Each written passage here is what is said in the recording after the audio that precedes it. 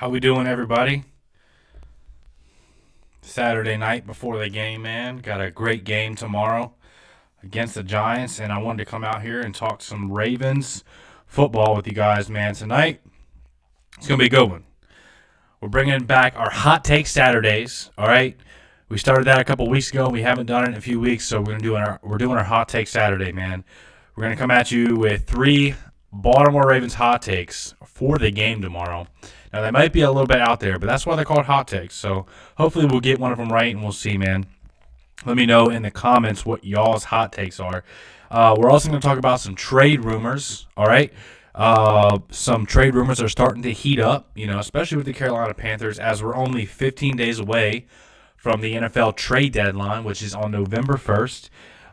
We're going to talk about some Baltimore Ravens news, some rumors, and some outlook on the season. So let's get into it, man. How's everyone doing? My mic is some funny. Let's see here. How's the audio sound?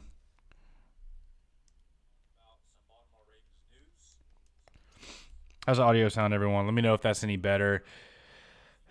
Your mic no good.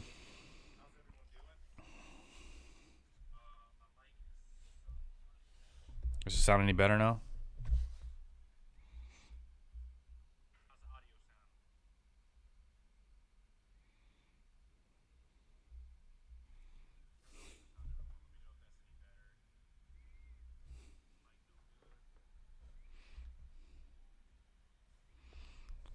Can you guys hear me? You guys hear me pretty good? Is it any better now, or does it still sound like I'm a robot? Let me know in the comments. I did this last time, and I had to take out the mic and re-put it in.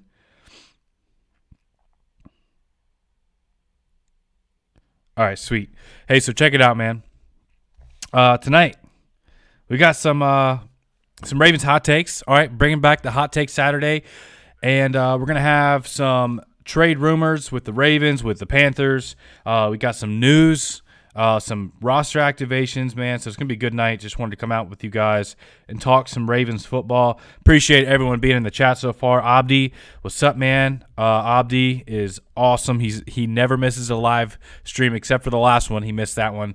But he's always in the comments. I appreciate you, Abdi. Christian, what's up? Appreciate you being here, man. Young Hoop for Life, appreciate you being here. Obi-Wan 719, appreciate you being here. Joe Spawn or Joe Span, I don't want to mess that up, man. Gamers, Ohabe, appreciate you being here, man. He said, I'm very new to your channel and I like your perspective on conversing the Ravens. This trade should be a good bit. What are the chances EDC makes a splash move like he did with Marcus Peters? We're going to talk about that, man, but I think the likelihood that Eric DeCosta makes another trade is pretty high. Now, whether or not it's going to be as a splashy move as Marcus Peters, I don't know, because it's kind of hard to get an all-pro corner like that, on a routine basis. And it's crazy if you guys think about it, how much we really fleeced the Rams on that trade. We traded a 5th and what was the kid's name? Kenny Young. Kenny Young, the young inside linebacker, and a 5th-round pick for an all-pro corner, Marcus Peters, who, through his time in the NFL, during his NFL career, has more interceptions than anyone else who's come in to the NFL at the same time as him. So to me, that's insane. I heard the Ravens might be trading for DJ Moore. Yes, it's a possibility. We'll see. Houston, Jones, Bowser, Ajabo. Yes. So the pass rush is going to be ramping up here soon. But let's go ahead. Let's talk about the hot takes, man. Let's go ahead and get right into the juiciness. First of all, let me know your hot takes in the live chat. I'm really curious if any of you guys can get one of these right. And my first hot take is don't be surprised. Ready? J.K. Dobbins gets more rushing yards than Saquon Barkley. Yes, I said it. I think the Baltimore Ravens have heard some of the talking that Dobbins has been doing about how he's non-content, about how he's never gotten more than 15 carries in a single game, which I didn't realize that until J.K. Dobbins said that in his interview. He was like, yeah, I don't know if you knew this, but I never got more than 15 attempts in my career, ever. even in my rookie season. I mean, part of that is you had Gus the Bus, who was a really good running back, and Lamar Jackson takes a lot of carries too, especially when, in 2020 and Dobbins' rookie year. But he said never got more than 15 attempts, and I think the Ravens are going to unleash the beast. I think they're going to take the training wheels off of J.K. Dobbins and let him go. What is this, his third or fourth game now that he's back off that injury? Yeah, I think they're going to manage it a little bit in the workload. But, yeah, a couple of you guys in the chat are saying Deshaun Jackson interested in joining the Ravens, like to play with Lamar Jackson. I saw that. I don't know, like, how much of a needle mover that is for this team, for this receiving core. To me, like, if you're going to trade for a receiver, I want to trade for someone who you know is going to make an impact. Like, I would honestly, you might think I'm crazy, but I like Christian's hot take in here. He said Duvernay makes 120 yards rushing and receiving. I had a hot take on Duvernay too, and I'll get into, but I like that one. That's bold. And so here's the thing with Deshaun Jackson is I think he's 35 or 36 now, and he constantly has hamstring issues. He's getting older and is constantly injured. So I would personally rather see those targets go to a guy like Devin Duvernay or Rashad Bateman once he comes back, because I honestly think between our three top targets, Andrews, Duvernay, and Bateman, that we have really three good weapons for Lamar. Now, obviously, it can't hurt to add another one. I just think if you're going to add another one, you might as well go all out for like a DJ Moore or a younger guy with less injury. Let me know what you guys think. He's a free agent, but I pass, Young Hoop said. Yeah, so that's one thing is you don't have to give up trade capital for Deshaun Jackson. And, I mean, if you get him a vet minimum type of deal, he comes in a workout, he looks good, and he still has some speed, it can't hurt. But I guess the other thing is like we just signed Andy Isabella, who's been practicing. And do you really think that Deshaun Jackson at this point of his career is more explosive than Andy Isabella? That's another question we may have when it comes to a receiving core. Now, getting back to what I was saying about my first hot take, man, I think, like I said, J.K. Dobbins will have more rushing yards than Saquon Barkley. Saquon Barkley, obviously, one of the top rushers in the NFL right now. I think statistically he is the number one rusher when it comes to yards. Most scrimmage yards by any running back when it comes to receiving and rushing. But my thing with Saquon is I think the Ravens defense this week is going to be so sold out on stopping Saquon Barkley because no one on their receivers right now scares you. They don't have any scary tight ends. Okay, their best receiver is Sterling Shepard. Or, Darius Slayton, because Sterling Shepard's out with that injury. So Darius Slayton, and you trust a guy like Marlon Humphrey to be able to slow down or stop Darius Slayton. Then you got Marcus Peters on the other side, and you got Pepe working in the slot, who's been playing pretty well. So I'm thinking that we're going to have a lot of really heavy boxes, a lot of stacked boxes with safeties kind of lingering down towards the line of scrimmage to stop Saquon Barkley. I think we have some big, talented boys up front with Travis Jones, Calais Campbell, Matabike, Broderick Washington, and I like our ability to be able to stop the run. I think we have a stout veteran defensive line with some talent from the younger guys as well. So, yeah, I think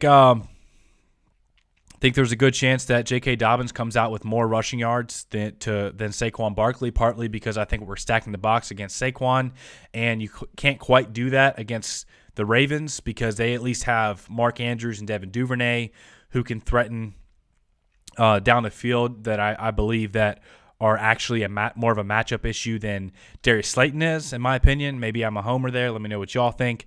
And then I think J.K. Dobbins has been saying that he wants more carries forever now.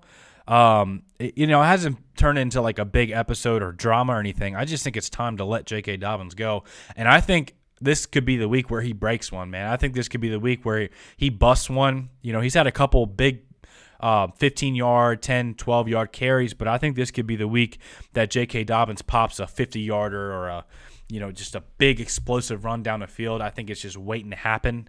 And I think that could be one of these games where he just lets one rip and has a monster game on the ground. The other thing is the Giants' pass defense is like number 8 in the NFL. So they have a pretty good secondary, some talented guys back there with Darnay Holmes, Julian Love, Xavier McKinney. They have some really good safeties, and they don't get beat over the top a lot. So this could be a really big run game for the Ravens. I think they have like the number 16th rush defense, or even worse than that. So the rush defense is definitely more vulnerable right now than their pass defense because of the guys they have in their secondary right now. Christian Garcia said we will have to play the opposite we did with the Bengals. If we lose, let it be because of Daniel Jones' arm, not because of red-hot Saquon. I trust this team. Yeah, Christian, I think you're spot on with that, man. Daniel Jones hasn't thrown for more than 217 yards this season, and he doesn't have many weapons to work with.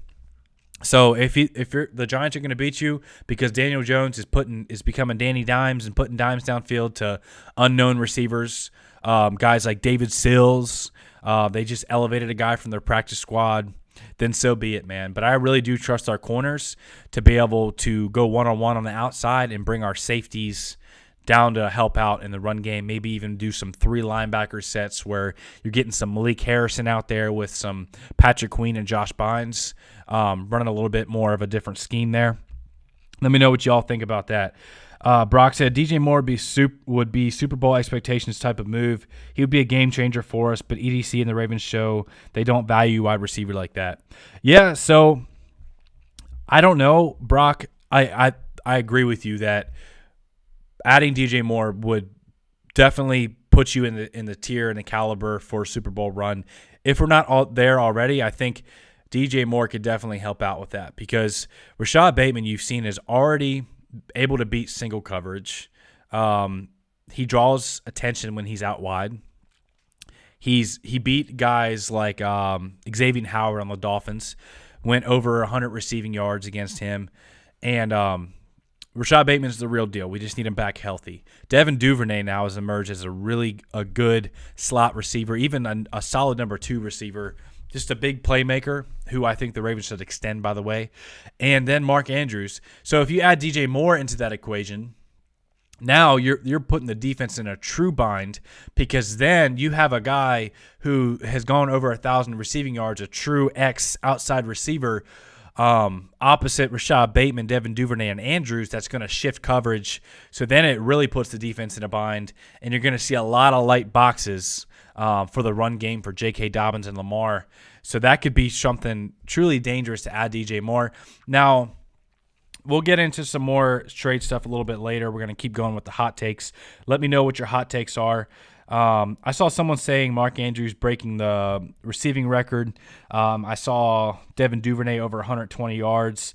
But our first hot take for everyone who's just kind of joining the live stream was that J.K. Dobbins gets more rushing yards than Saquon Barkley. Hope I'm right on that one because if Saquon is going off on us, it could be a long day. My second hot take is that Daniel Jones, doesn't top 150 passing yards. Yep, I said it, man. I think Danny Dimes doesn't get over 150 passing yards, partly because who the heck is he throwing the ball to? Doesn't have many good receivers. And also because this Ravens secondary has showed up, and they've been hungry and fiery, man. You feel the energy that Marcus Peters is bringing. You've seen how well Marlon Humphrey's playing. Chuck Clark, a veteran safety. Patrick Queen doing better in pass coverage. And then the pass rush is starting to emerge that could make Daniel Jones' life pretty miserable, especially over on that right side. Evan Neal, the rookie tackle, who a lot of Baltimore Ravens were high on going into the draft, he's been having a lot of troubles this season. It's just the reality. He's been getting beat on by a lot of pass rushers. So if we can get, JPP eaten up on the rookie, or Owe eating up on the rookie. You know, the left side is looking pretty good with Andrew Thomas. He's one of the better left tackles in football right now. But if we can bring some heat on that right side, and you have guys like Marlon and Marcus on the back end, and you have sound safety from your play from your safeties, which I like Geno Stone, by the way. He's probably getting that start tomorrow.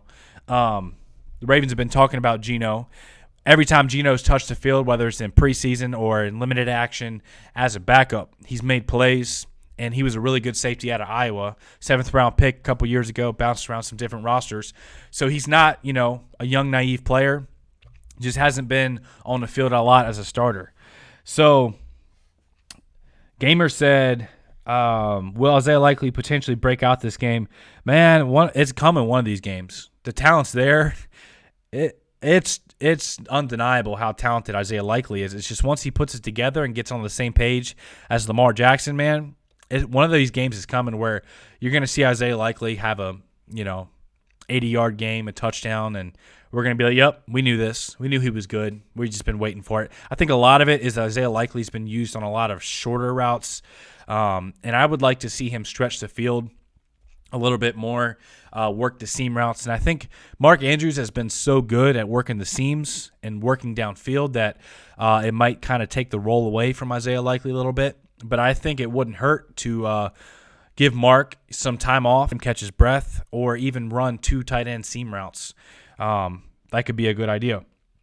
We need to sign Marcus Peters to retire in Baltimore. Abdi said, I hope you're right. Marcus Peters, man, is just too good for this football team. Not just the play, but the leadership, like the dog in him, the energy. I as many of you know, man, I was at that Sunday night football game against the Bengals, and he had that place rocking. When Marcus made a play and was getting the fans and the crowd into it, man, he had that place rocking. You could feel the energy. And I thought JPP brought a little bit of that too. I remember the camera zoomed in on him on 3rd down, and he was waving at the crowd like, get loud. And he had the little Bane-looking face mask that Terrell Suggs used to wear. And I remember he hit Joe Burrow, or he had a batted down ball on that play. JPP and Marcus, man, they're both bringing that veteran leadership and that energy, and I'm excited about those dudes going down the stretch. Hot take from Christian, man. He said, we get out from MetLife with a dub and no injuries. I hope so, man, because it feels like, we have guys coming back consistently from injury. It's like every week it's like a new Christmas present where it's like, oh, Ajabo returned to practice, Bowser returned to practice, Gus returned to practice, Ronnie. So we're getting guys back, but then, you have a Marcus Williams injury, you had a Michael Pierce injury, a Kyle Fuller injury. So hopefully as we're getting guys back, we can keep the guys we currently have, so it's not just swapping out talent, man. Hopefully we can get out of that awful turf field without an injury. That would be fantastic. JPP looked like Sizzle last week. Corebuster said, yeah, you're right, man. That's what I was saying with that Bane-looking face mask, man. Especially with Bateman and Andrews out, getting all the attention. Hope they use Likely as they did in the preseason. Yeah, man, I think they need to get him on some routes down the field. He was so good at that in college. And even if he's not getting a lot of separation, he's such a good contested catch type of guy and has such a large catch radius. I think he's just gotten off to a little bit of a slow start. But I think once he picks up that confidence with Lamar, he'll be good to go, man. I really do. All right. So my next hot take. Our first 2 so far, we had J.K. Dobbins getting more rushing yards than Barkley. Daniel Jones doesn't top 150 yards passing. And number 3, you ready for it, man? Devin Duvernay gets not 1 but 2 touchdowns. Now, I don't know how those touchdowns are coming, whether it's a kick return, a receiving touchdown, or a rushing, or a combination. But he's getting 2 touchdowns on Sunday, man. He's getting in the end zone twice. I think Devin Duvernay, coming out of college, over 1,000 receiving yards, big-time receiver out of a big school there in Tennessee. We're seeing all that potential and that talent tapped into with the wide receiver coaching staff we have and the opportunities that just have surfaced for Devin Duvernay. And we saw it in training camp. Lamar was hitting Devin Duvernay down the field. He was one of his favorite targets. And now we're seeing it, come to fruition, and it's just a beautiful thing. And another thing, man, I was at the stadium. I don't know if you guys could hear it on the live. on TV. Let me know if you could. But every time Duvernay touched the ball, the whole stadium just was like, Duve! And just like the whole stadium just went nuts. And just that Duve resonated. It was pretty cool, man. I think the fan base is really high on Duve, and I hope we keep him here. Hope we extend him so that way Lamar has some consistent weapons to throw to, man. You've seen Lamar been throwing to different guys every single year. You lost Hollywood. First year you're throwing to Seth Roberts, Willie Snead, Michael Crabtree. Just had a constantly different receiving core. So, Sammy Watkins. I'm hoping that we lock up Devin Duvernay. Rashad Bateman's going to be here the next few years. Mark Andrews is under contract after that extension the next few years. So if you get Devin Duvernay extended, you're looking at 3 guys, consistent weapons for Lamar that he'll have at least for the next 3 or 4 years. Hope we extend Duvernay, man. Christian said, I hope we're good if we can contain the Giants to 17 points or less. Hopefully we do. I think we will. I don't think their offense is that scary besides Saquon. Young Hooply said, I did hear that, Duve. That's cool, man. Demur Zach said, Ravens need to sign another good quality wide receiver. Our current squad is too inconsistent. Do you know any names that the Ravens should target? So, I think once Rashad Bateman comes back and you have Bateman and Duve as your top 2 guys, we'll be looking pretty solid. And I think James Prochet, don't sleep on Prochet either. He had his first catch last week. He's finally come back from injury. And Prochet was going off in training camp, one of Lamar's favorite targets as well. So, Gamers said, if we lock up Duve, does he get Christian Kirk type of money? He ruined that receiver market. No, I don't think he gets that type of money. But you never know. I could be wrong. Christian Kirk did really wreck that market, though. Wide receiver became the second highest paid position in football besides behind quarterback. It even passed the average value of left tackle, which is absolutely insane because the amount of receivers on your roster versus one left tackle is obviously a huge difference. So as far as who we could target for wide receivers, some guys are talking about Deshaun Jackson, who hasn't retired yet. He was apparently interested in playing with Lamar and the Ravens. Don't think he's a big needle mover. Remember, Andy Isabella's on the practice squad, could be called up soon. As far as free agents, though, apparently Will Fuller is still out there. I don't know what the heck is going on with Will Fuller.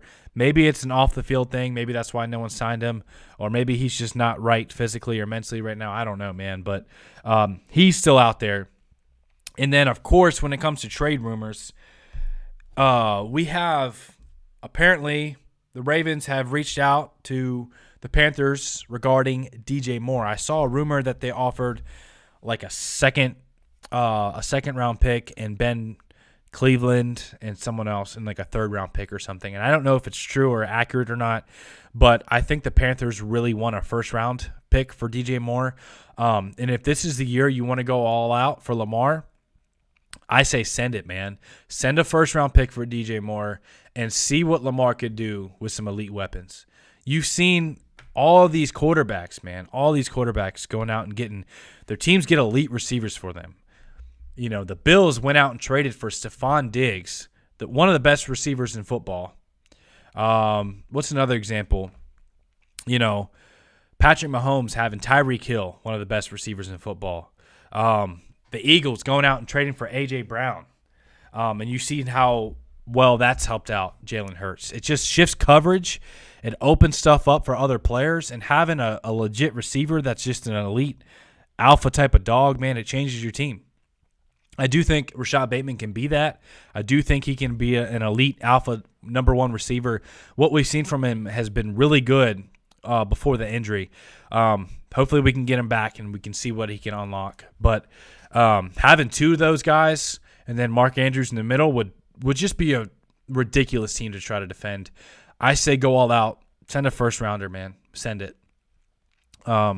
Whatever you got to do to get DJ Moore in here in Baltimore. And another guy, obviously with the Panthers, which we'll talk about, someone just said, go get Tyler Lockett or Roquan Smith.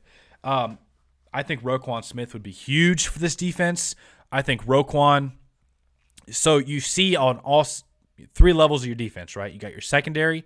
You got stars on that level, right? You got Marlon Humphrey, Marcus Peters, Marcus Williams coming back soon. Kyle Hamilton, Chuck Clark at strong safety. Up front, you got Calais Campbell, Matabike, Travis Jones, Dafe Owe, Justin Houston, JPP, and then Bowser and Ajabo coming back. So it's not like you're at a lack up front either. Now, if you add a guy next to Patrick Queen and Josh Bynes in the middle like Roquan, man, would that defense be scary. Man, would it unlock a new layer of just confidence and just playmaking ability. Roquan's just been a tackling machine. He's a great blitzer. Unfortunately, I don't know. Let me know if you guys saw that on Thursday Night Football whenever Carson Wentz kind of laid the wood on Roquan. I saw something on Twitter that if that happened to Patrick Queen, like his career would be over. But I don't know, man. I like Patrick Queen. I think he's played some decent ball this year. Interception last week was huge. Stadium was rocking after that. And but I do think if you had Roquan Smith in the middle of your defense and you had Patrick Queen next to him instead of the Mike linebacker, it would free him up to blitz, to clean stuff up, and just run free and let Patrick Queen be explosive, and then let Roquan Smith do a lot of the Mike dirty work. I like Michael Thomas, but he keeps getting hurt, Corebuster said. Yes, Michael Thomas would be an awesome signing, but I agree with you. Eric DeCosta has said before that guys that typically are injured in college or injured throughout their NFL career continue to get injured. So that's something he looks at. He doesn't like to bring in guys with a big injury track record. Michael Thomas is an animal on the field. You're right. He really is. Ravens love the draft picks. And, yeah, it's just like, what are the odds that your first-round pick is going to become an impact player like DJ Moore? What's the odds that your first-round pick is as good as DJ Moore? It's probably under 50% in my opinion. But then it's like, you know, we used the first-round pick to grab Tyler Linderbaum last year, this last draft. And look how much of an impactful signing that's been whenever Lamar's not getting snaps thrown over his head. And Tyler Linderbaum hasn't given up one single sack this year. He's been a stud there in the middle of our offensive line. And I think he's a big reason why Lamar is being kept a lot cleaner in the pocket, especially from that interior rush. Because if you're going to get beat from on your offensive line with a quarterback like Lamar, you'd probably rather have it at the tackle position because Lamar's so fast he can roll out, hit someone downfield, or take off versus someone right in your face can cause issues for a quarterback. He's not able to step up and sling it down the field in the pocket. So let's get back into our hot takes, man. Let me know in the chat for everyone who's joining. Let me know what your hot takes are. Number 1, J.K. Dobbins getting more rushing yards than Saquon. Number 2, Daniel Jones doesn't top 150 yards. And number 3, Devin Duvernay gets not 1 but 2 touchdowns. And so going back to some receiving options, one guy that I would kind of really be high on is Robbie Anderson. The Panthers came out and directly said they'd be willing to part ways with Christian McCaffrey and or Robbie Anderson. So Robbie Anderson wants to change of scenery. He's been a really good receiver when he's on the field. Keyword when. He's had some injury issues. But if you want to add another layer, another dimension of speed to really kind of kill teams downfield, Robbie Anderson can be that dude. He's truly a burner, really good down the field. But he's also, in my opinion, a little bit underrated after the catch as well. I think Robbie would be a really nice compliment. I think he'd be a lot bigger impact compared to a Deshaun Jackson, who's a free agent. And I don't know what it would take to get Robbie here in Baltimore, but I don't think it would take all that much. I think you could maybe get him for a third or maybe a fourth and a player, a later round type of draft pick, because, of course, you're going to have to eat some of the cap. And they could be looking to, get any draft capital they can and just kind of blow up the team. So DJ Moore, if that couldn't happen, I would also be happy with Robbie Anderson. And we know Eric DeCosta is making phone calls, man. He's probably talking to someone right now. He's probably talking to other teams because he's pulled the trigger over and over again. Yannick Ngakoue. That one didn't work out too well. He made a couple sacks, a couple plays for the Ravens. But Marcus Peters, big home run trade for a 5th-round pick in Kenny Young. Calais Campbell, huge trade. Veteran leadership, and Calais Campbell's played really well. He really has. Brock P said, seems like we fleeced ourselves with the Hamilton pick, though. Still early, but hasn't impressed for the best safety in the draft. I agree with you, Brock, in the fact that I would like to have seen more from Hamilton so far.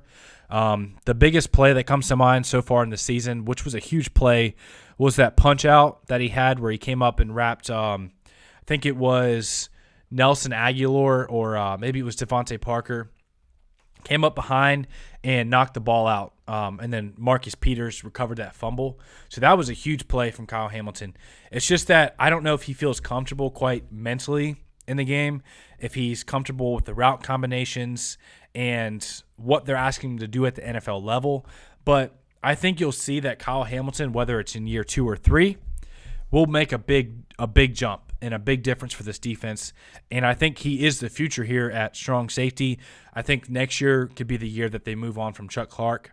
And then Kyle Hamilton becomes the free safety. It's just not a big, flashy pick for this season, especially whenever, Marcus Williams goes out and you're trotting out Geno Stone instead of your first-round pick, Kyle Hamilton. It's not a great look, but it's really hard for safeties to play at a high level as a rookie.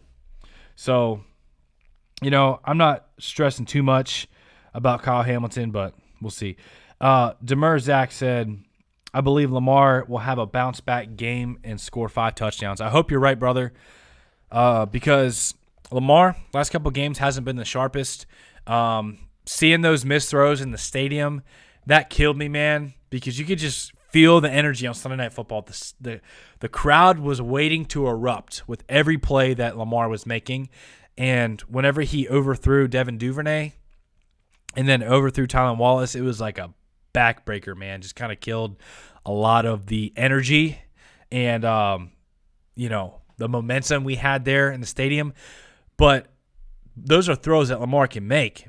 And I just think he's not playing as well the last week or two, but give credit to the Bengals because they have a great defense, some good corners, and some great pass rushers. And I think you'll see as J.K. Dobbins gets back to full strength and starts to really gash teams in the run game, it's going to be like a supply and demand or a cause and effect type of relationship where teams will start to stack the box a little bit more once Lamar and J.K. Dobbins and Gus Edwards are gashing them in the run game. And then you're gonna see a big week in the run game, and then the next week you could see a big game in the pass game because teams start to come up a little bit, stack the box, and then you're hitting Mark Andrews down the seam, Rashad Bateman and Devin Duvernay downfield. So I think we'll see some up and down games from Lamar as far as his stats and his overall throwing performance, rushing performance will vary depending on how defenses play us. But I think that's what's so special about what this team can do. Is I really do think that this year in 2022, the Ravens are more set, more established in their pass game. If they need to come and win from behind, they can do that. If they just need to beat a team in the air, they can do that. But they can also do it on the ground. So they're not a one-trick pony anymore. They're balanced, and they can beat you in any way the defense will dictate your offense to play. That's what's really dangerous about this offense. Is the amount of variance we can have when it comes to running the ball and airing it out downfield. And if you throw a Robbie Anderson in there or DJ Moore, watch out, man, because it's going to unlock even more of that variance, especially in the passing game, man, because teams will have to respect that. They will. So, Kyle Hamilton is a strong safety. Why would we sign Williams and draft another free safety? I got PPA and I don't EDC. That's dumb. Demur Zach said, if Rashad Bateman misses more games and the wide receiver squad underperforms, do you think EDC will pull the trigger on DJ Moore, Deshaun, or Anderson? I think he could pull the trigger regardless because right now, to be honest, man, you don't want to be going into the playoffs or a divisional matchup being shorthanded at the receiver position. You want teams to have to respect your pass attack so that way it feeds off your run game like we were talking about. So if Rashad Bateman's out and you're relying on Devin Duvernay as your number one receiver, who's that number 2 and 3? Who's stepping up after that? Is it Demarcus Robinson? He hasn't been performing at the level some fans quite were hoping for. But I think you got to have depth there, even if guys are healthy. That way, if someone goes down in game or during a playoff run, that you have guys, you have the horses to get the job done in the pass game. Kyle Hamilton definitely not playing well. I see why he fell in the draft. Brock P said, hope you're right, Core Buster. Trade Robinson and a 7th-round pick for Robbie. I don't know if that would move the needle enough for the Panthers to make that trade, but I would love to see that. Brock P said, I agree. Our pass game without Bateman looks suspect. Yeah, because who's drawing all the attention at that point? It's Andrews, right? If Rashad Bateman's out, it's Andrews and Duvernay. And who else? Who else can beat you after that? Is James Prochet that guy? Is Demarcus Robinson that guy? Is Isaiah Likely that guy as well? But I really do think the Ravens should add another receiver. If not, I'm happy with the guys we have. I just think that you want to have depth, and the more weapons you have for a quarterback, the better. You can never go wrong with having elite pass catchers for your quarterback to get the ball to. So another thing is with that is, what do y'all think about Andy Isabella? The Ravens fan base was completely torn on this. Like half of y'all were like, let's go, we got Andy Isabella, man. Like, he's going to be a difference maker. He's going to stretch the field. He'll add some of that Marquise Brown effect that he had on the offense. And then some of y'all were like, man, he's washed, or, he was a bust. He ain't going to do nothing for us. So I'm kind of curious, what do y'all think about Andy Isabella? Let me know in the chat, man.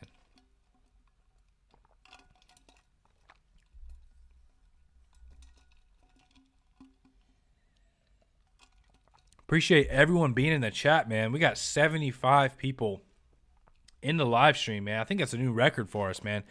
Appreciate everyone who's come out. Go ahead and smash the like button.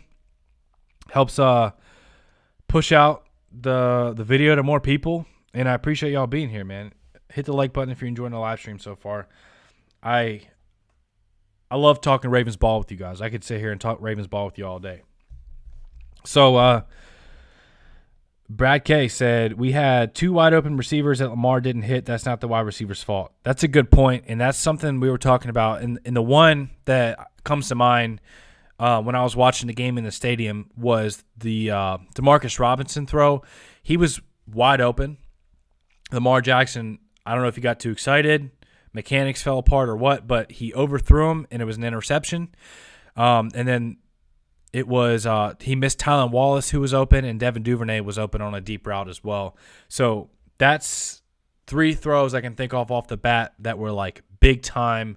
2 of them could have been touchdowns, and one was a big throw to Demarcus Robinson that we misfired on. So maybe one time they were open, but elite guys getting better looks. And that's a good point to Baltimore Get Up. I think both of y'all, Brad and Baltimore Get Up, have a good point. And it's a balance, man, because you have to hit the receiver when they get open, but it also makes the quarterback's life easier when it comes to his decision-making whenever wide receivers are able to get open quick off the line of scrimmage instead of always having to scheme stuff open. Whenever you have an elite route runner, an elite separator, and a guy with contested catch ability, it does make the life easier for the quarterback.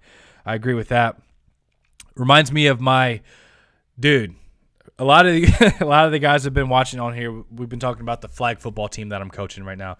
I'm coaching a youth football team, age 10 to 12, and we were 4-0 going into this week, and now we're 5-0. And we have 2 receivers that are probably like a foot taller than all the other kids. There's like I'm not a small dude. I'm like 6'1", and there's a 10-year-old kid that's almost the same height as me, and is so fast that the other kid, they have no chance, man. The quarterback, we have a guy with a big arm that just chucks it up, and he gets it every time. He's an animal. But that's kind of what we're talking about as far as if you have a guy that gets open consistently, can make contested catches, it makes the life easier for the quarterback. They don't have to be 100% accurate whenever guys are that wide open. So I think DJ Moore or Robbie Anderson would be a huge solution to the Ravens offense. Not that there's like a huge problem with the Ravens offense right now, but it wouldn't hurt, man. Like I'm saying, look what A.J. Brown did for the Eagles and Jalen Hurts. Look what Stephon Diggs did for Josh Allen and the Bills. Teams have to shift coverage. Teams have to pay attention, and it opens up other guys. So let's see here, man. Let's see what we got in the chat. Brock P. say QBs miss some throws. Lamar's not perfect. Young Hoop said, I love the Isabella addition for the simple fact that his presence alone takes at least one body out of the box because defenses are aware and will fear his speed. I went to the preseason game in Arizona. Yeah, in that preseason game, Isabella was cooking all over Stevens. Stevens has had some good play this year. Been a pretty solid corner for us. So it's not like he's just, a corner that didn't make a roster, and then Andy Isabella was beating up on him. No, like Andy Isabella was beating up on a NFL starting corner, a guy who's on our active roster. So I really do think Andy Isabella could make a difference. We'll see, man.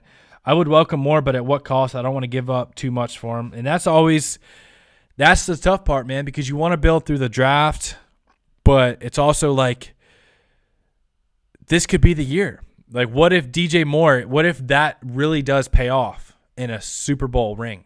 At that point, who cares if you have one less first-round pick? If you win a Super Bowl, and the trade manifests and it's worth it, then it was worth it. That's my opinion on the matter, man.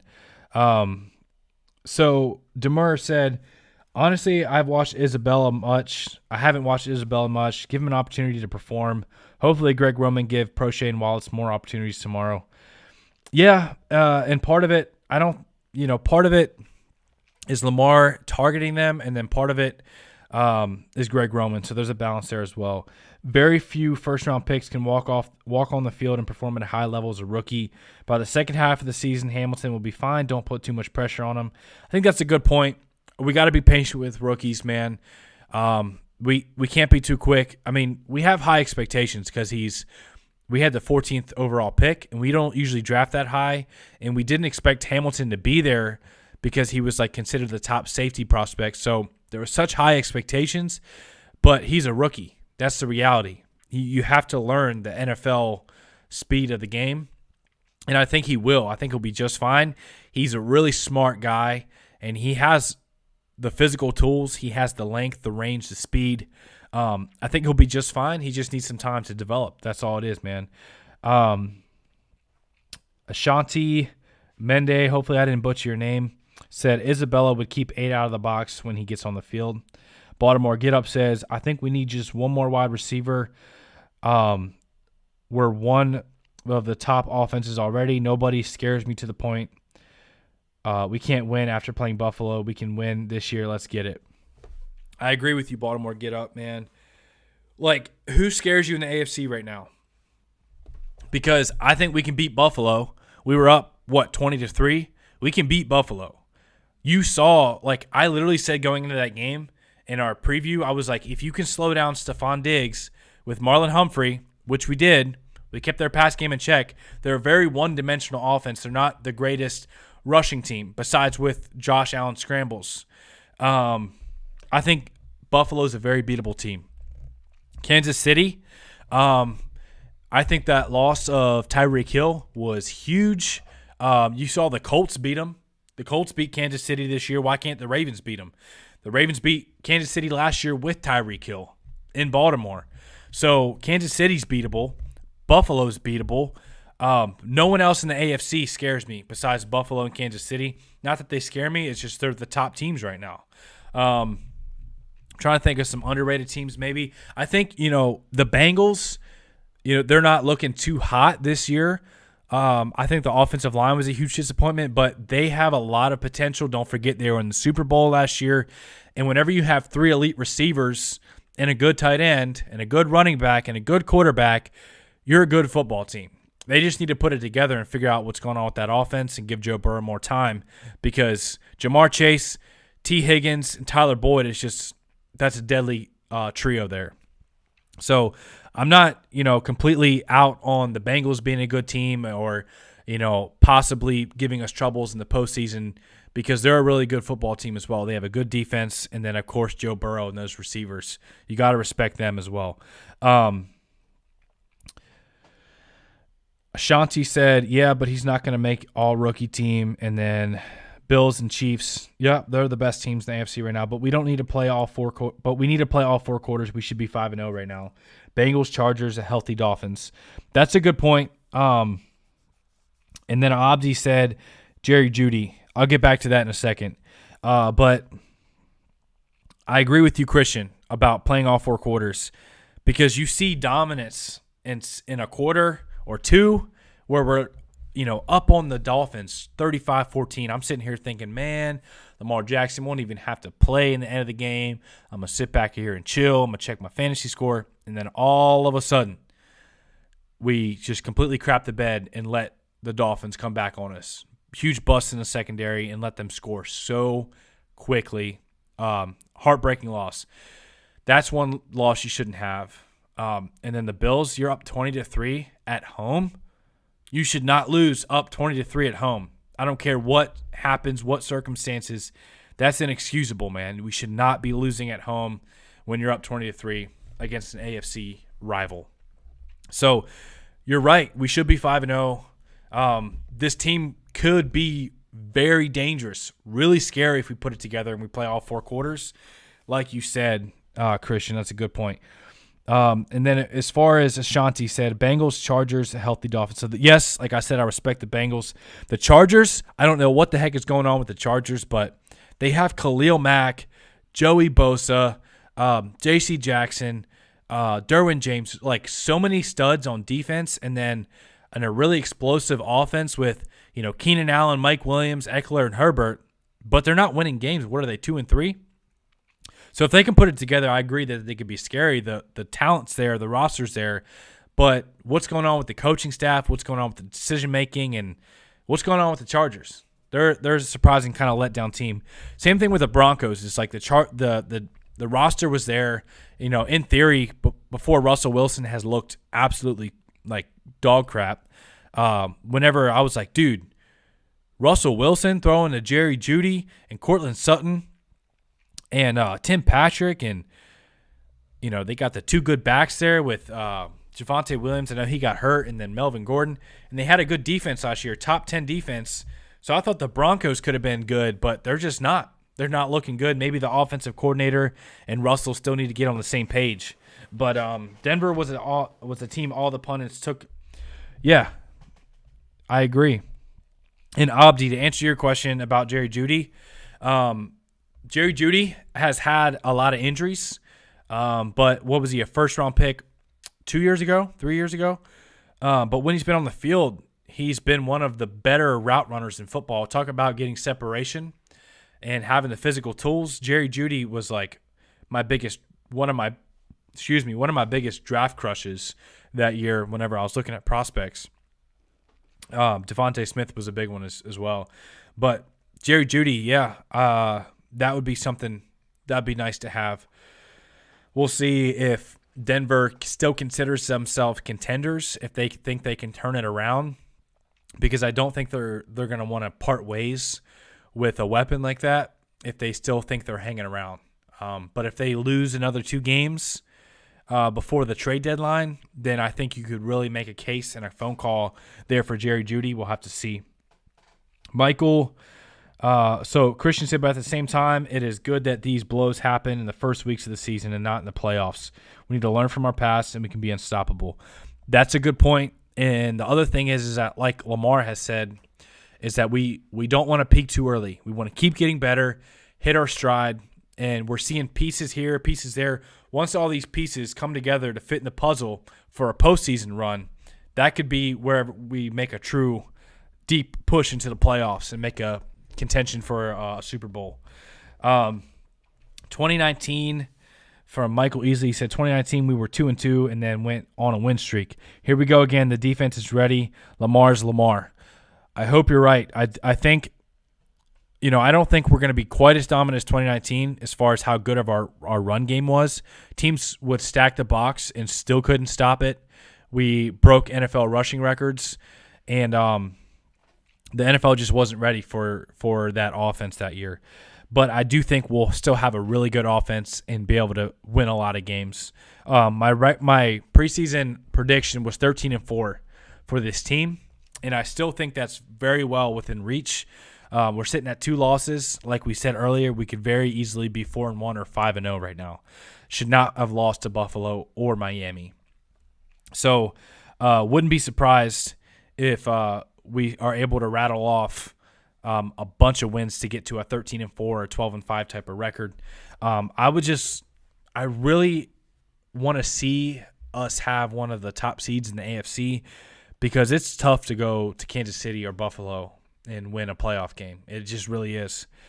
So Brock said that's why adding a legit wide receiver would be a Super Bowl or bust move. We can hang with the Bills, especially if we got Moore and Bateman. Andrews and Duve lining up. Maybe our offense won't stall in the second half. Baltimore Get Up said, I heard Deshaun Jackson wants to come here. Not going to lie, I'd love to see Jackson to Jackson TD. That'd be kind of cool. We talked about Jackson earlier. Deshaun, it's just, it can't hurt to bring him in, because if it's a veteran minimum type of deal, if he looks good, looks fast. I was just saying I'd rather have those targets go to Devin Duvernay, because if Rashad Bateman's your number one, he's healthy, and Mark Andrews is getting a bunch of targets, I think Devin Duvernay needs to get the ball, man. I think he needs to have targets, because good things happen whenever he's getting targets. He's making contested grabs, run after catch. Just a really good receiver, man. So I'd like to see those targets go to Duve, but it could be a low-risk signing, especially for a depth piece. Demur said Burrow have Chase and Higgins, Tua has Hill and Waddle, Allen has Diggs, Mahomes has Juju Smith. Who does Lamar have? I love Bateman, but he hasn't been a consistent threat. Lamar needed number one. So I agree with everything on your comment except for Mahomes having Juju, because Rashad Bateman is better than Juju Smith-Schuster, 100%. I think Bateman, he had a really strong start, but then teams realized how good he was and started to shift some coverage his way. But now that Duve is emerging and he's a legit threat, I think once Rashad Bateman and Devin Duvernay are back together, and then Andrews, their teams are going to have a hard time stopping the pass game if all 3 guys are healthy. And that's a big if. And then especially once the run game gets going, whenever you have Gus and JK running that rock. Shanti said, would like to see Ravens use Dobbins and halfback screens. Dude, I was thinking about this earlier, but I literally thought I was upstairs.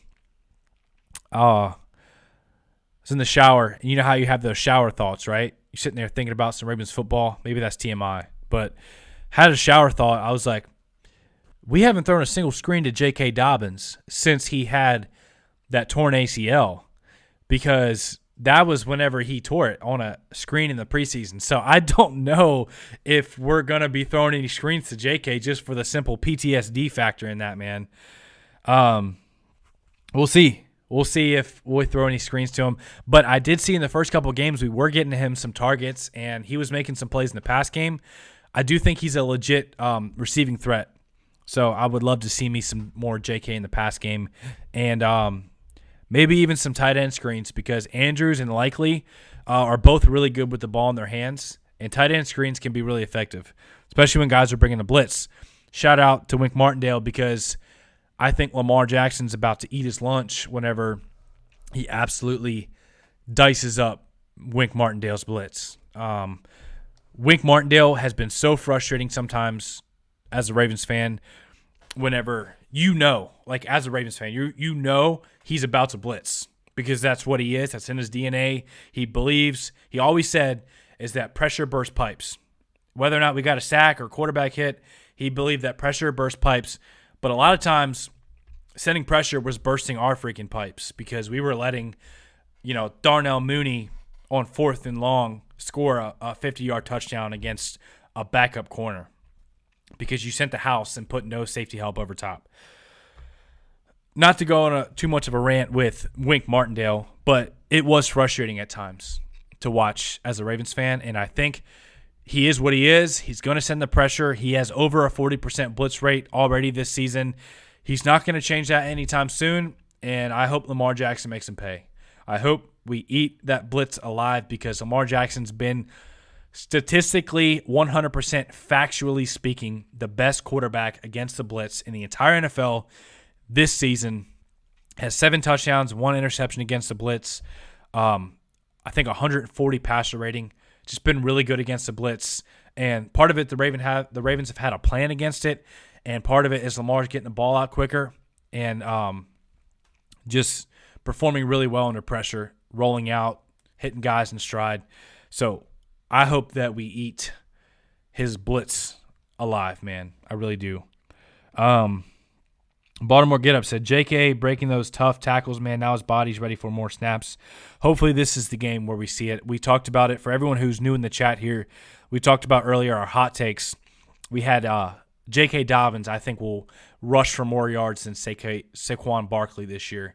Or not this year, sorry, this game. I think he'll have more rushing yards than Saquon. I think they're going to let the training wheels off. They've been easing him in. They've been waiting to see how his body responds. He looks good. He looks explosive. This is his 3rd or 4th game back. Let the training wheels off. Let him rip. Give him 15, 20 carries, man. See what happens. I think this could be the game he busts over 100 receiving yards.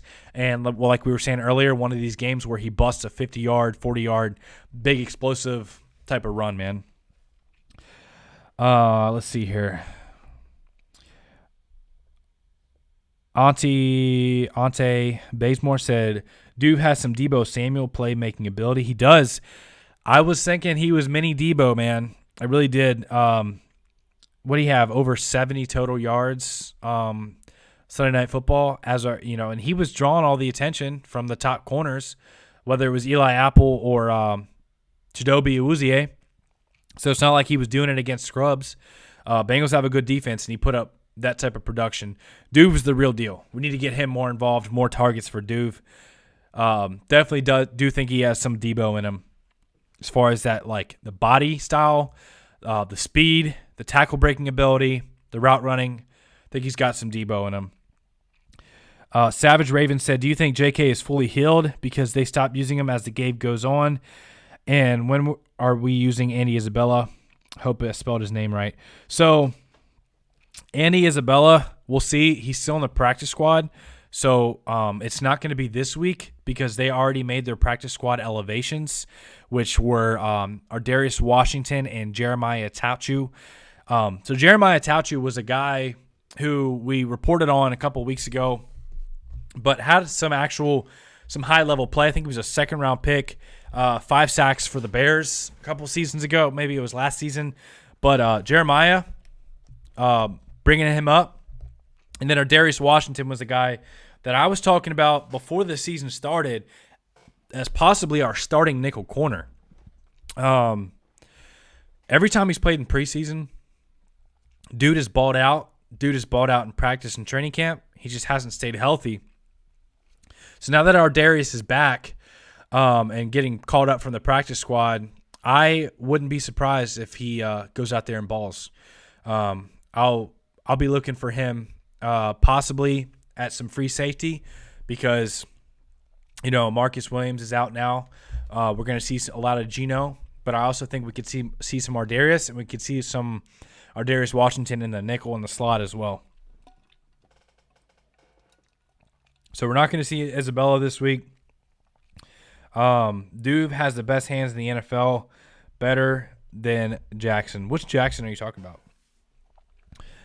You talking about Deshaun? Baltimore Get Up says, yeah, to be honest, I really just want a big target wide receiver to get our speed and Duve. I don't know about the big target thing. A lot of Ravens fans were like, dude, why didn't we keep Mekhi Polk or Shamar Bridges? So Lamar Jackson has never been that type of quarterback that throws consistent 50-50 balls. We don't do it a lot. We don't throw a lot of contested catch 50-50 balls. And when those do happen, it's to Mark Andrews because he trusts him so much.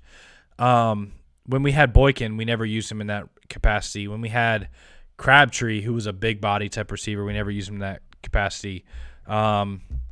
Several guys we've had that are bigger, We just haven't used like that. Lamar's not – I don't think he's that type of quarterback. Don't think he likes to throw back shoulder 50-50 balls. I just don't. And I think when it comes to the big bodies that a lot of these Ravens fans are craving, they're already on the roster with Isaiah Likely and Mark Andrews. They're basically huge athletic receivers. They're both 6'4", 6'5", huge catch radius, and can run extremely well routes and are fast. So those are your big body targets, in my opinion. And when you have tight ends that good, I think it's more important to have speed with from your receivers with Devin Duvernay, Rashad Bateman, who both run under a 4.40. I think they both ran like 4.39-ish. So, yeah, man. 88 people in the chat. What's up, man? That's probably our new record. Appreciate everyone being here. Young Hoop said, any word on Charlie Kohler? I know he's eligible to come back. It was a sports hernia injury, but I haven't heard anything else as far as him getting back at practice. But, yeah, that's another big dude, another big target.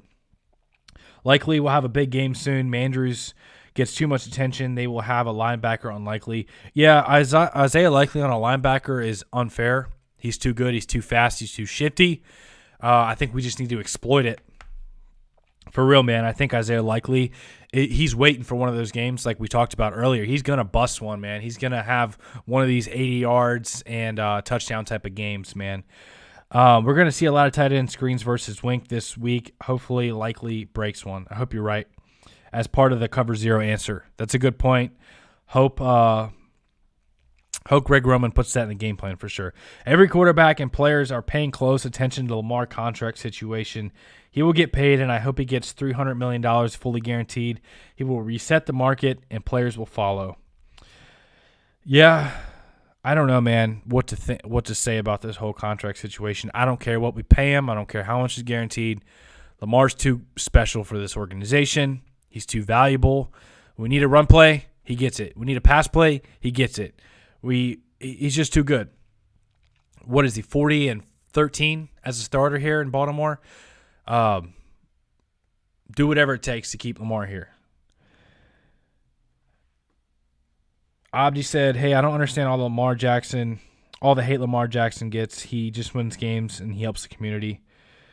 Abdi said, and we got this guy, Deshaun Watson, getting guarantee money. Welcome to America. Yeah, it is. I can't believe the Browns, like, out of all players in NFL history, like, it just boggles my mind. Out of all players to ever grace the field of the NFL, Deshaun Watson gets the fully guaranteed contract after all the allegations were already there. Just blows my mind, man. Like, why not give it to a guy who's deserving? Like, who wins games, who's really good on the football field, and doesn't do weird stuff off the field, who's a good dude. You know what I'm saying? Like, Lamar Jackson's a good dude, and he's a stud on the field, MVP winner. Why couldn't he be the first guy? Why couldn't Patrick Mahomes or Josh Allen be the first guy?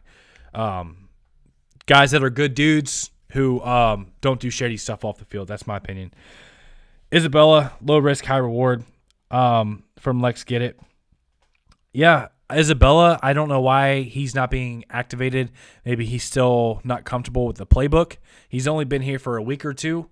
So maybe as he ramps up, on the practice squad and starts to feel really comfortable with the offense, that they'll activate him or they'll move him up to the active roster. The only thing that's kind of like sketchy with this is that any team that needs receiver help could instantly just sign Andy Isabella off our practice squad, because we could go out and sign any practice squad player to our active roster, because that's how it works. The NFL gives them a chance if they're on a practice squad to be signed to an active roster at any time, any point in time.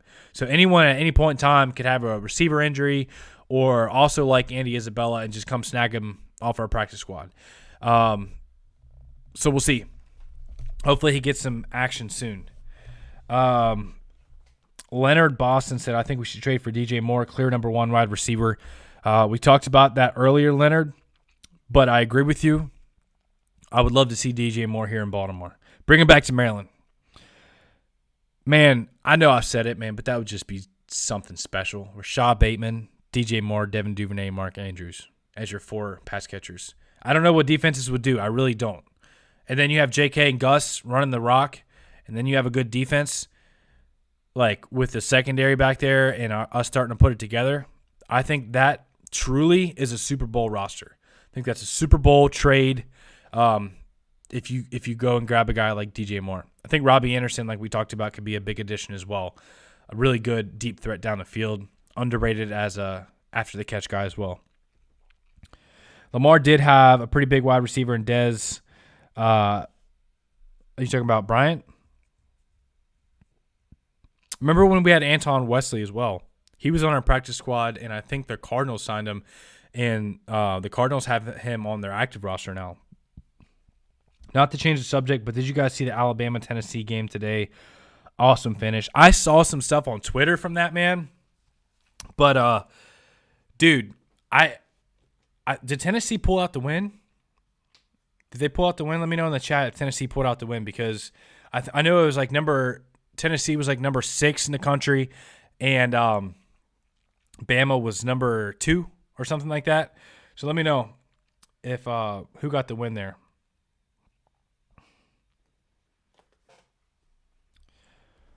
All right, man. So we talked about our 3 hot takes. For everyone who's new, J.K. Dobbins getting more rush yards than Barkley. Daniel Jones doesn't top 150 passing yards. And Duvernay gets not 1 but 2 touchdowns. We also talked about some trade rumors. We talked about Robbie Anderson, DJ Moore. And then we had the news of the Ravens elevating outside linebacker Jeremiah Chachu into Darius Washington. And as you know, or should already know already, man, is Rashad Bateman and Justin Houston will be out during this game. So 2 big blows to the Ravens that could really help us out with the win. Houston has been our best pass rusher when he's been out there.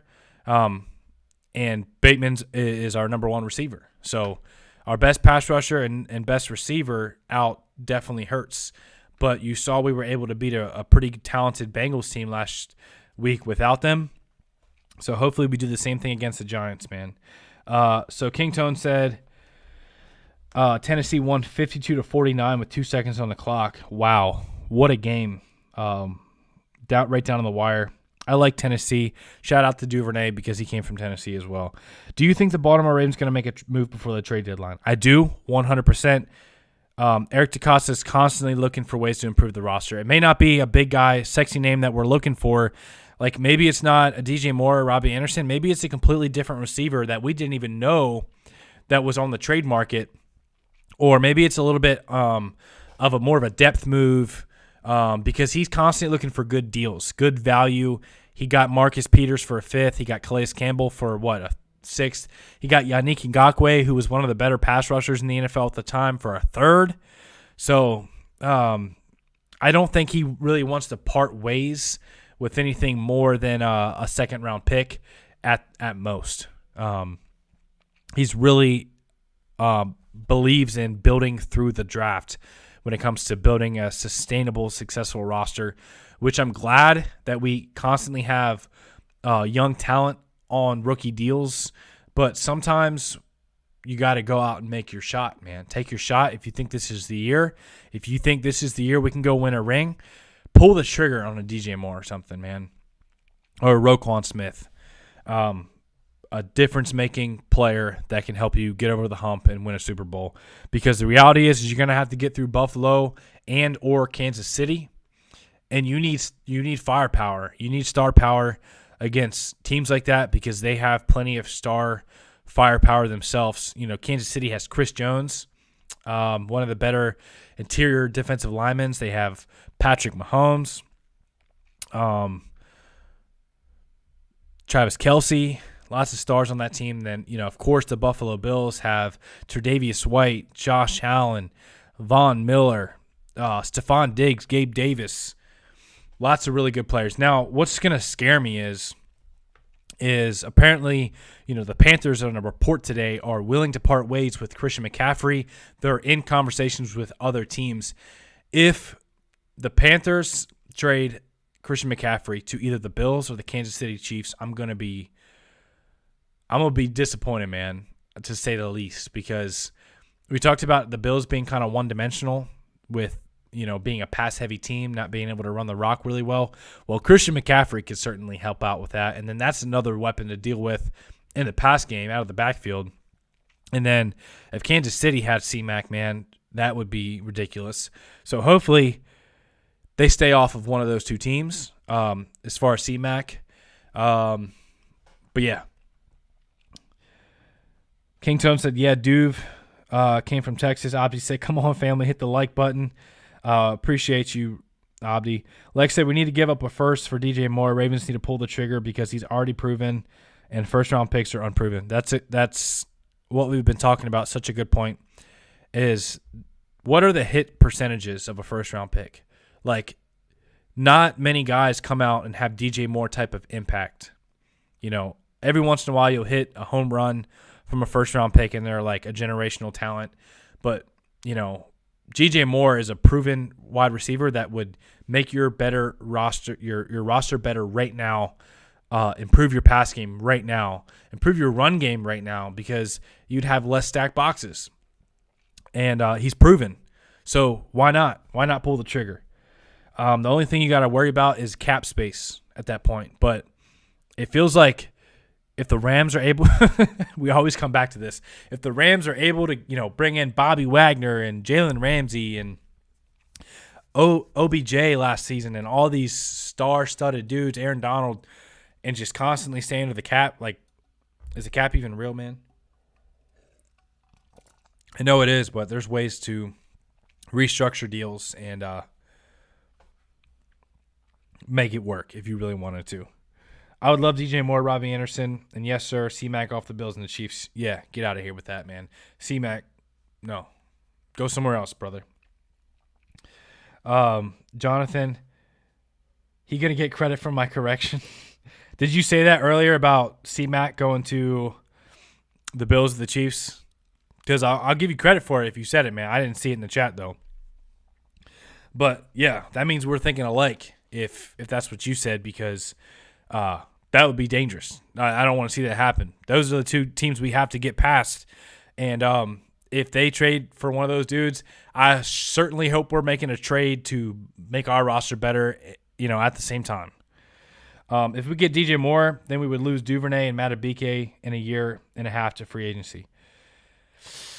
Dang. Ashanti bringing the facts. Ashanti bringing the hard. Hopefully I'm saying your name right. Bring in good points, because DJ Moore would take a lot of cap space. He would help your team this year, but then he takes away money from a guy like Matabike or Duve. So that's true. Because how much – I don't know. Do you ever think that Devin Duvernay can get to DJ Moore type of status? Do you think he can get close? I don't know. No, he said Duvernay came from Texas Longhorns. Okay. I see what you're saying. Yeah, man. So, we got the game tomorrow. I'm getting up in the morning, heading to church like I do every Sunday, going and picking up some pizza, maybe some Mexican. I don't know. We'll see. And then I'm coming back and sitting my butt on the couch, and I'm enjoying some Ravens football, and I'm going to be excited, man. Whew. What's your guys' game routine? Let me know in the chat. You guys go out, get pizza, or what do you guys do? What's your go-to for the game? Lex said, I would trade for Judy if we can't get DJ Moore. Yeah. Jerry Jeudy would be special, man. Jerry Jeudy is such a good route runner and has a lot of speed. DJ Moore not worth losing. Duve and Matabike. And then King Tone said, that's why I wouldn't mind us going for Robbie Anderson. Yeah, because I guess Robbie Anderson would more be like a 1-year rental. If you think that this is your year, and you add some speed to the roster with a proven receiver like Robbie Anderson, this could be a rental year for Robbie Anderson. And then next year, part ways with him and still be able to sign Duve and Matabike. I don't know if the Ravens plan on extending J.K. Dobbins in the future. or whatever. But those are all guys that could be in the mix for contract extensions. Patrick Queen's another guy. I don't know if the Ravens want to keep him around. And then Marcus Peters as well. I think is this his last year under contract, or is it next year? I have to check, but you don't want to lose Marcus Peters in the secondary either, the way he's playing and that veteran dog leadership that he brings, man. So yeah, you guys are making some really good points, man. And that's why I love this channel and doing live streams, is because like football unites people, brings people from all different walks of life. I got people probably right now in the chat that are from all different parts of the world. Some of y'all in the comments were telling me you're from different countries, different states. So it unites us together as football fans, as Ravens fans, and everyone brings their own perspective and chips in and just provides great points, great value. And it kind of, whenever you have lots of people putting great ideas and great value into a conversation, it just makes everyone have such a more well-rounded understanding and opinion when it comes to football and the Ravens, man. So appreciate everyone being here. Ashanti said, I'm going to cook and get ready for some good old-fashioned American football. I like it. Ancient voodoo hex ritual on opponent's team jersey before the game. That's what Baltimore Get Up said. We can't lose Peters either. That's the leader of our defense. So, yeah, you guys are all making great points. And I would love to sit here and talk with you guys all night about Ravens football. But I'm going to wrap it up. Don't forget to let me know in the comments what your hot takes are. We talked about our hot takes, our bold prediction for the game tomorrow. And I hope we have a great game. Hope you guys have a great rest of your night. We'll be on here tomorrow to recap the game. Not sure if we're going to go live or if we're going to do like a recap video, but make sure to check out the content tomorrow. We'll wrap it up. Win or lose, rain or shine, man, we're rocking with the Ravens, and we'll be here putting out content for you guys. So appreciate everyone who's been here in the live chat, who's come out to the stream and talk some Ravens football here. Smash that like button if you enjoyed the stream. Make sure to subscribe if you're new to the channel, man. Thank you guys so much for watching, and we'll see you in the next video.